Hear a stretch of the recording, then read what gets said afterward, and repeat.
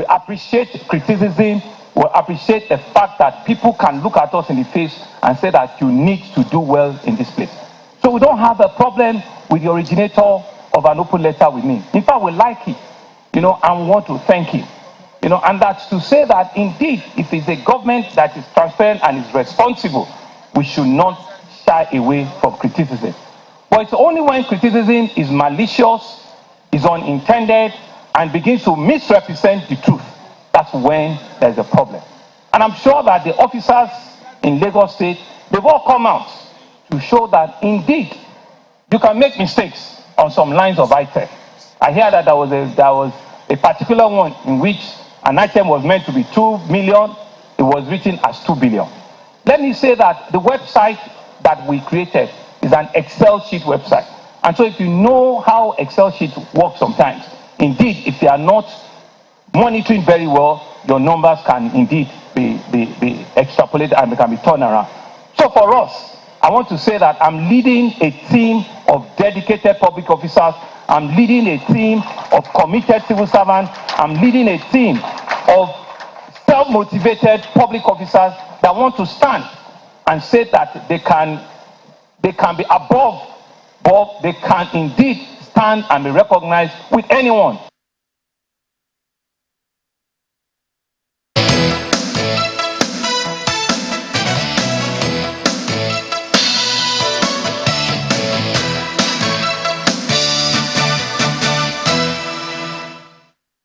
Well, that controversy is not going anywhere anytime soon. The governorship candidate of the Action Democratic Congress, ADC, in Lagos State, Funsho Doherty, joins us this morning. Thank you for being here. Thank you for having me.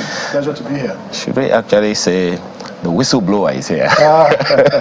Not quite. Well, first of all, let's begin with the response of Mr. Governor. How satisfied are you? What are your impressions? No, it's a good response, and I think that that's what a governor should do.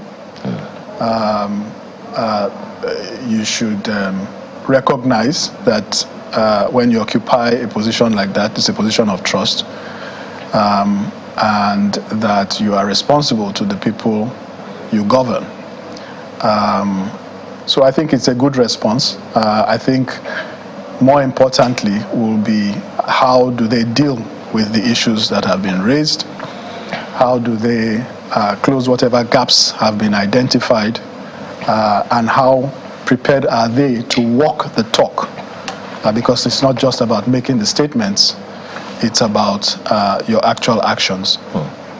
Well, let's use the example that he also cited, talking about the 2 million naira as for fragrance, and he also cited the fact that it was created on Excel. Now, I don't know how to use Excel, but I know how it works. Just as he said, it is natural that if configured properly, if you calculate or tabulate in a particular way, the figures add up. So I can excuse an additional 0 to, or someone mistakenly added 1 0. I might even be able to excuse a second 0, making it, say, 200 million. But a third 0, now that would sound like someone was actually intending to do something, wouldn't you say? Right, let's stick with that example for a bit. Well, I mean, it will be difficult to kind of draw conclusions as to how that happened, and I don't think I would want to speculate. But the reality of it is that these reports are produced pursuant actually to the Public Procurement Agency Act, which specified that significant government contracts should actually be published. So the government is actually complying with the law in doing this. Commendable in a sense, but it's their own law they are complying with.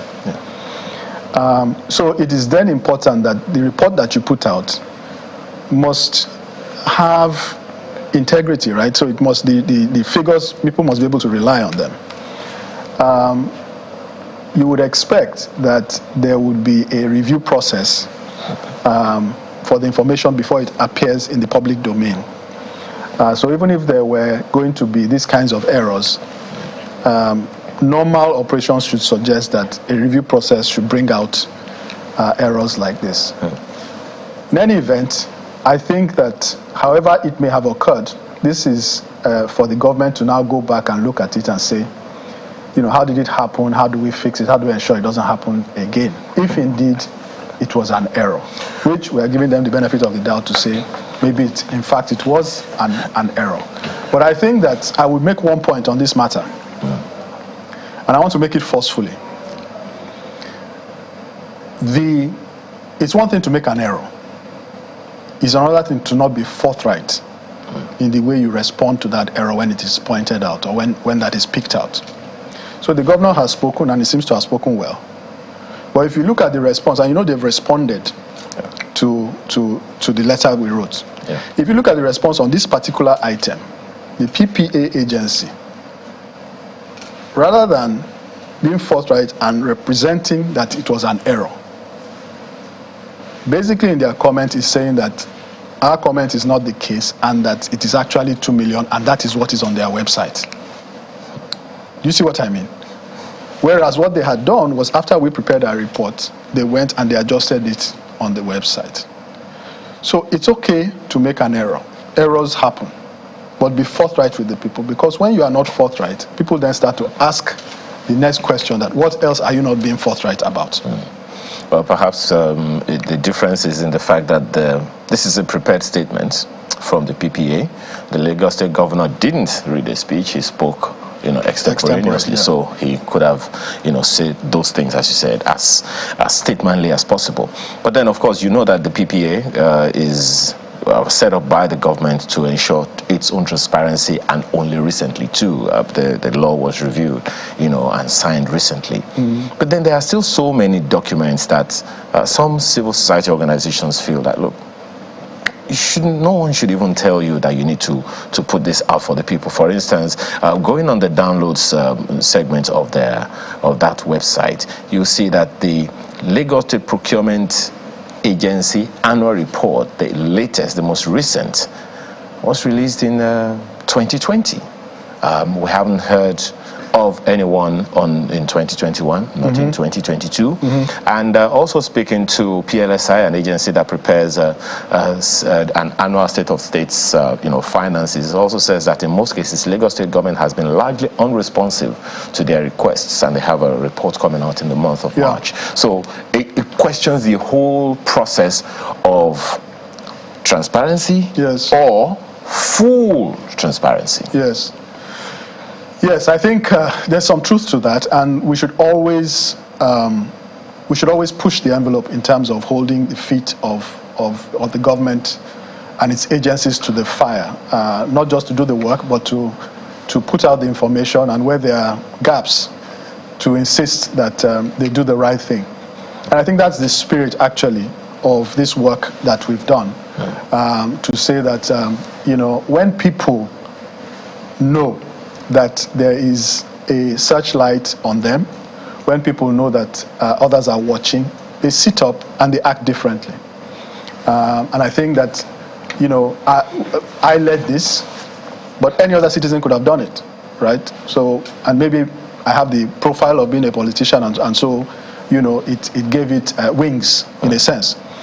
But the way it has caught on, right? So this particular tweet got about 7.5 million views. I don't think anything I've ever tweeted before has ever had that kind of response. So it tells you that it touched a nerve that people have. And more importantly, people have now gone further to start doing their own work and coming up with things that even we did not see, and all of that.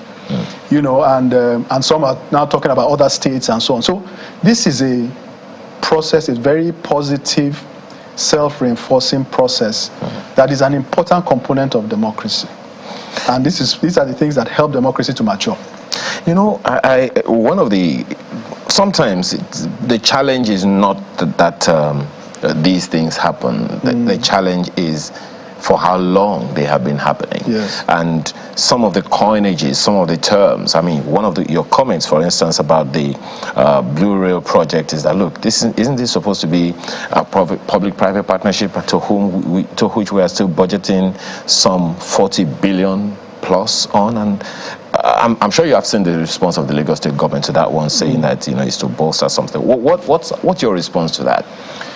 So that particular point had to do with the operation and maintenance of the Blue Rail, which initially was to have been done by a private operator who is experienced in operating rail systems, because it's not you don't just get up and start operating rail systems, right? But it appears the project has moved away from that. What they are now doing is to purchase the operation and maintenance infrastructure and then to operate it, working with the contractor who built the rail system. That's their response, and we're still studying their response, and we will have a further feedback with respect to those responses. The question that obviously then arises is, is that capacity there? The person who built the rail, is he a rail operator? Why are you expecting him to operate the rail system? Is that what they do? And so on and so forth. So these are some of the questions, the larger questions that we try to address in that statement. The next thing on the Blue Rail, of course, is the fact that we've now awarded another one for the second phase at about 200+ billion. And we know the experience we've had on the first one. We started this journey back in 2008 or so, and we're only just commencing limited operations now. So the question that we had is, how are you going to ensure that this thing we're now starting phase 2 in 2023, it's not in 2040 that we will be commissioning it. And part of the idea is that there was funding gap and so on and so forth. But part of what you do when you do a project like this is to try and ensure you have the funding in place so that that does not become a millstone around your neck. So these are some of the issues that we've raised. But even to this one that you just raised now, the 200 billion plus or so, the reason they give for that, how satisfactory is it for you that because of the significant delays, that the significant delays were due to insufficient funds? To me, it's not. To me, that's not the answer. To me, is not an answer, right? Because the question is, the last project was maybe 15 years overdue, and we don't actually know what the cost is. How are you going to prevent it going forward?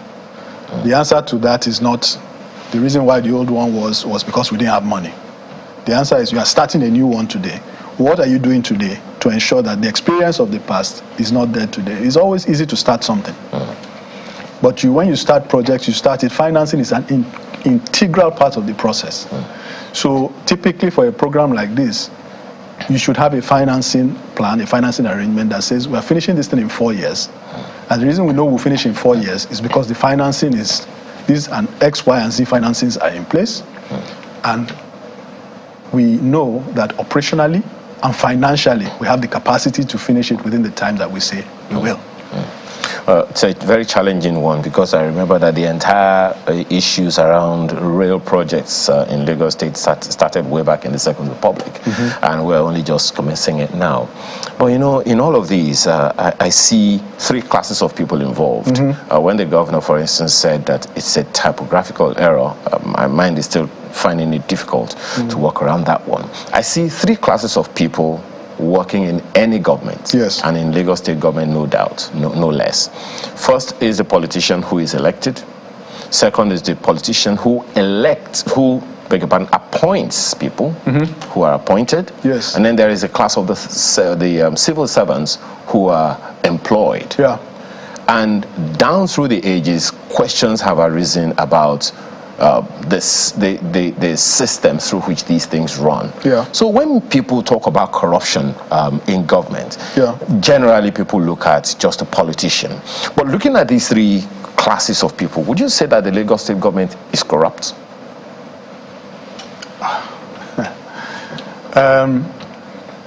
So my view is that there are elements of inefficiency and corruption across the three tiers that you identified, not just in Lagos State, but across government, across the Federation. And I think this is an issue that has bedeviled us for many years. And unless we deal with it decisively, as a country and as a state, we will not achieve meaningful quantum development. So let me give you an example. You know, we've had almost a generation, almost 30 years, since this latest iteration of our democracy.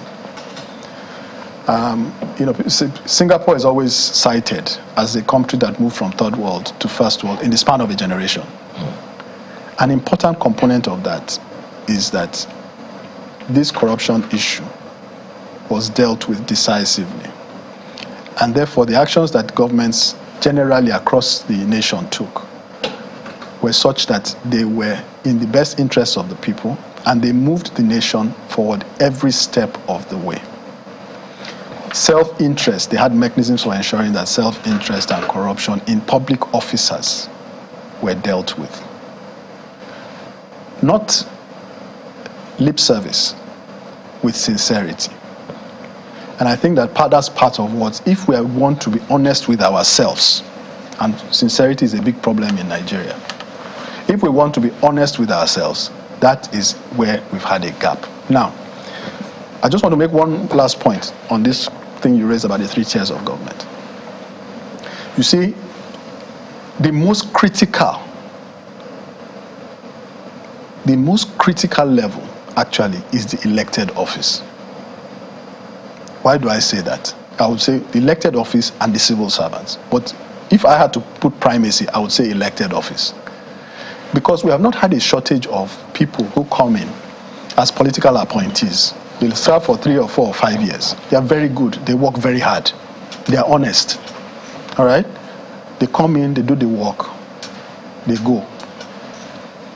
But the system does not change. And when they go and the next person comes, if that person has a different bent, you see a very different outcome. The people who can change the system, the people who have the capacity to change the system, is the elected people. So you're saying in effect that the elected officials in Lagos State are corrupt? I said that I believe, in my opinion, I believe that there are elements of corruption to be found in all the tiers that you've identified. And it's not just in Lagos, it's across. Not just government, but also in society. You know, generally, I'm speaking about this particular one. I remember speaking with a colleague in civil society yesterday, and he was saying, look, Lagos is suspected to be the beacon, the standard in Nigeria. That's why I'm asking specifically about Lagos, and if it can be dealt with decisively in Lagos, then it should be dealt with decisively elsewhere. Certainly, there are elements of it in Lagos as there are elsewhere, but the cost in Lagos is particularly high because of the wherewithal that Lagos has, and the cost in terms of the difference between what we accomplish and what we could accomplish is particularly egregious in the case of Lagos. Because if we get it right here, I mean, the sky's the limit. Well, what's interesting is that you are not the only one looking at the figures, as you said. Civil society is looking. Even the Africa Development Bank has looked and has made some comments. But my colleague Markwe has a question or two for you. Go ahead, Markwe. Indeed, thank you very much, Ayo. It's so good to see you, Mr. Doherty. Hi, and some people will say, well, it's a good thing that they're beginning to hear the voice of opposition as well. I do not know whether you've done this as somebody who ran against the current governor. Your party and yourself ran against the current governor in the last elections. And some people will say, well, this is what the opposition should be doing. We shouldn't just hear their voice just before election. So right now, would you consider yourself as doing what an opposition member should be doing, or would you just say you're just being an active citizen? So I think it's both, right, Markwe? The fact of the matter is that I did contest and I'm an opposition politician. But I think what I've done, any citizen can and actually should do, anybody who feels strongly enough about it. These are public figures, public statistics, records, and, like I said, anyone can do it. I think that it is particularly incumbent on opposition politicians to not go to sleep also, because they are part of the governance structure. I was saying on an interview 2 days ago that democracy is not synonymous with good outcomes. In Africa, we don't have a shortage of democracies when you look across the continent, but we have a shortage of good outcomes. And the difference, one of the critical elements in ensuring that you have a good outcome in a democratic system is that you have checks and balances. And one of the most important checks and balances is the actions and activities of the opposition politicians to hold those in power to their feet to the fire and ensure that they do not have an unfettered ability to not discharge their public trust. So this is something we should be expecting more often from you and your party. Is that correct? Absolutely. And by the way, this is not the first intervention I've made on this. If you go back and look at, it's just the one that perhaps resonated the most. Like I was saying a couple of minutes ago, if you look at the number of things I've spoken about. In fact, this issue of procurement, I have spoken about it in the past. And one of the things I said, which I hope they will look at in light of this latest development, is I said that based on a letter that was leaked at the time the mass burial issue in Lagos arose, I wrote a letter to say that the Public Procurement Agency gets an admin fee on each procurement that goes through them.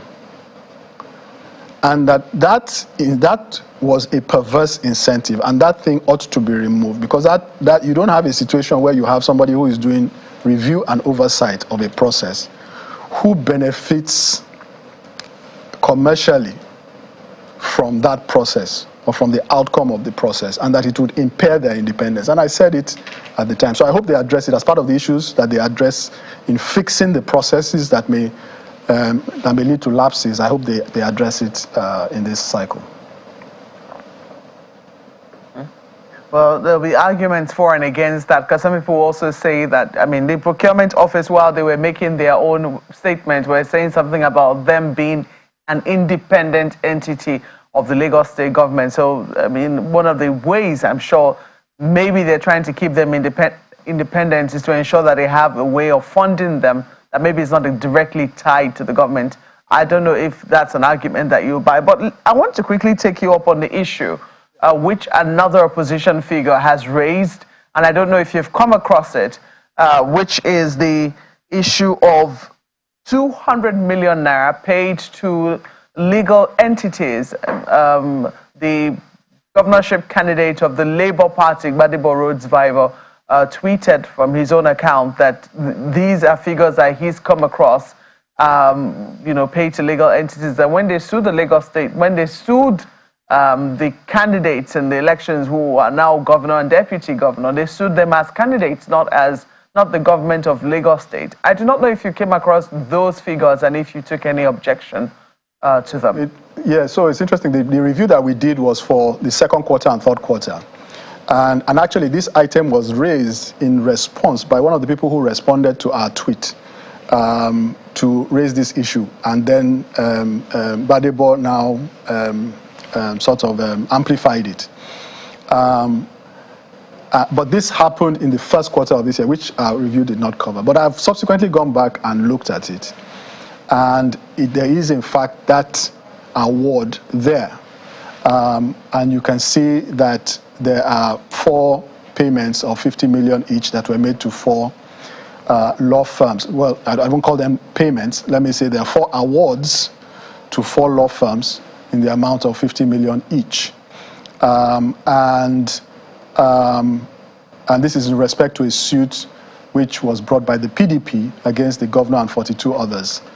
And so that also clearly is an issue, right? Because the government should not be using public funds for the personal defense of either the governor or any other political appointee in a political matter.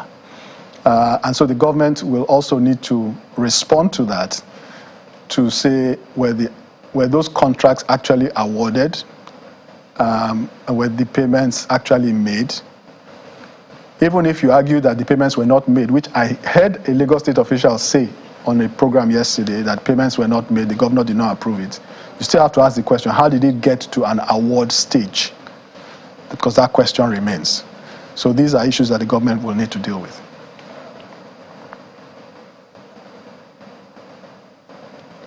Well, I was just looking at, I think we can take this back to Lagos now. Chimele, you have questions?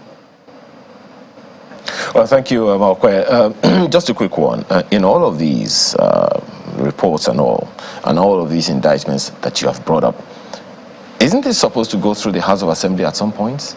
Or is this something that the House of Assembly missed? Which one are you referring to now? The whole procurement document and the gaps that you noticed. Presumably the House should be aware of it. We didn't write directly to the House, we wrote to the governor. Okay. And it's an open letter, so presumably, and it's been in the public domain and all of that. So, a legislature that is alive to its responsibilities and believes that there is need for action or oversight on their part, will rise to whatever is required of them. There's an element of this also where,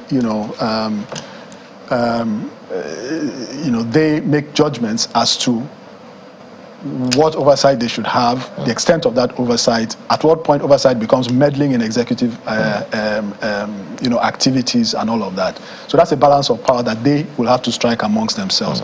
I think what we have to do is to bring out the issues. Government is the government, whether it's legislature, whether it's executive. We should raise it with the government and ensure that the processes and checks and balances that are built into government operate. But we're out of time, Mr. Doherty, but let me just quickly squeeze this in. The AFDB put out a report from millions to billions. I don't know if you've seen that report, also indicting the Lagos State government.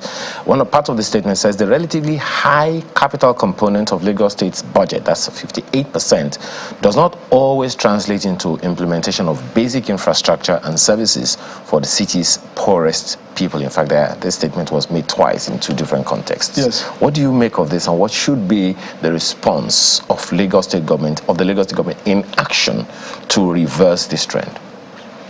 So I am also of the view that government expenditure could be a lot more, one, efficient, two, effective in terms of creating an inclusive society with shared prosperity. Let me just use one point to make that, to bring that point home. One of the things that you see being touted in government expenditure is the fact that most of government's expenditure is capital expenditure, and that less is recurrent, right?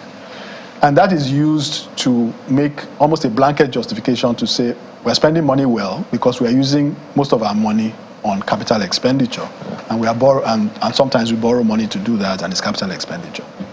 But you have to ask, what is the efficiency associated with those capital expenditures? Because if you spend money on capital expenditure but you spend it inefficiently, you are actually making people worse off. So I think that when we think about Lagos and we think about the resources that Lagos has, its budget for this year is 1.7 trillion. When you compare that to the outcomes of people's lives, and you measure it by things like quality of living, standard of living, those kinds of livability indices where Lagos continually falls at the bottom, you have to reach the conclusion that we could have done a lot more with the resources that we have than what we have. Okay. Well, thank you so much for your time this morning. So many other issues to raise, but we have to leave it at this point. The governorship candidate of the ADC in Lagos State, Funsho Doherty, thank you so much for your time this morning. Thank you for having me. We're back right after now. Do stay with us, there's more.